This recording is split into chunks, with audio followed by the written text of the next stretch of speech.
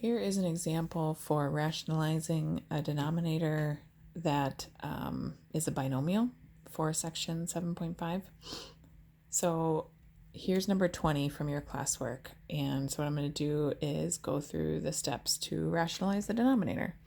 So rationalizing the denominator, here's the denominator. What we need to do is multiply it by the same binomial, but with, instead of a plus sign, a minus sign. And what that's going to do is get rid of some of those radicals in the denominator. So whatever we do, though, we have to do in the numerator and the denominator.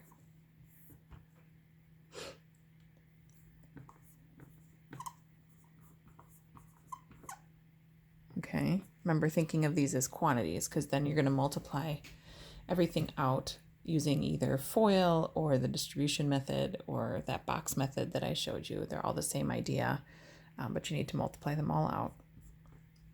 Okay, so for the numerator, we'd have square root of 2 times square root of 2, which is 2. Square root of 2 times negative 4 square root of 3 is going to give us minus 4 square root of 6. And then minus 2 square root of 3 times square root of 2 is going to be minus 2 square root of 6. And then minus 2 square root of 3 times negative 4 square root of 3 is going to be positive 8 times the square root of 3 times square root of 3 will give you 3. Divided by, same process in the denominator. So square root of 2 times square root of 2 is 2.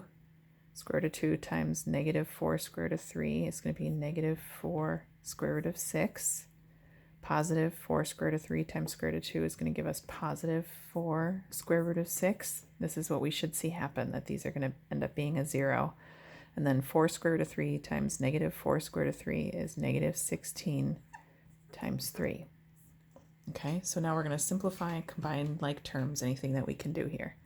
So first in the numerator, we have 2 and 24. It's going to give us 26.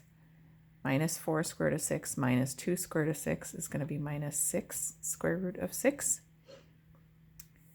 Divided by, again, this minus 4 square root of 6 and positive 4 square root of 6 are going to cancel because that's 0.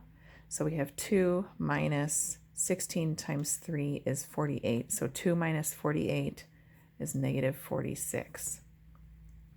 Okay. Now these are all even, so we can divide each of these by 2. So it's going to be 13 minus 3 square root of 6 divided by negative 23.